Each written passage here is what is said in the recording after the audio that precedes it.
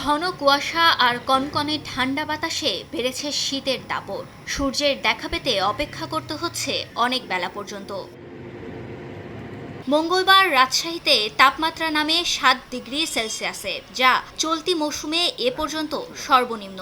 তাবৎ রাত লোক থাকে ভাই, শীতের কারণে 11টা বাজলে আর লোক দেখা যাচ্ছে না। ঠান্ডা খুব কঠিন অবস্থা বাবু, হাত পা শিক টেনে আসতেছে খালি। অফিসে যাবো, সে অফিসে যা হচ্ছে না, কষ্ট হচ্ছে, দেরি হচ্ছে। চুয়াডাঙ্গায় তাপমাত্রা নেমেছে 7.5 ডিগ্রি সেলসিয়াসে।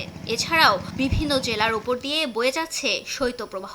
জমিতে কোনো কাজ কাম করা যাচ্ছে না, বেতনের যে কি হবে আল্লাহ জানে। খালি গাড়ি আসার লাগলো, প্যাসেঞ্জারও চড়তে চায় না ঠান্ডার জন্য।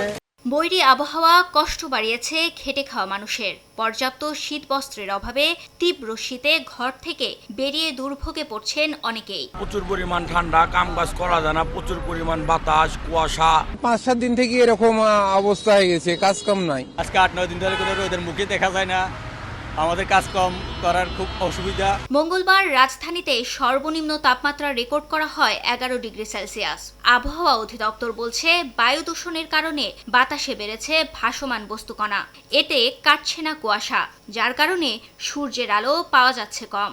এতে বাড়ছে শীতের অনুভূতি। কুয়াশা বেড়ে যাওয়ার কারণে পলিউশন একটা বড় ফ্যাক্টর। কারণ হচ্ছে কুয়াশা ফরমেশনের জন্য এক ধরনের পার্টিকেল লাগে, যেটা পলিউশনের যে পার্টিকেল রয়েছে এটা অনেকটা কুয়াশার মধ্যে কাজ করে। কুয়াশা থাকার কারণে রাতের তাপমাত্রা যাই থাকুক, কিন্তু রাতের যে ঠান্ডা এটা সারাদিন এটা কন্টিনিউ করে। তীব্র শীত ও বায়ু দূষণের কারণে হাসপাতালে বেড়েছে জ্বর, সর্দি, নিউমোনিয়া সহ শ্বাসতন্ত্রের জটিলতায় আক্রান্ত রোগীর সংখ্যা। তাদের মধ্যে শিশু ও বয়স্ক রোগীর সংখ্যাই বেশি।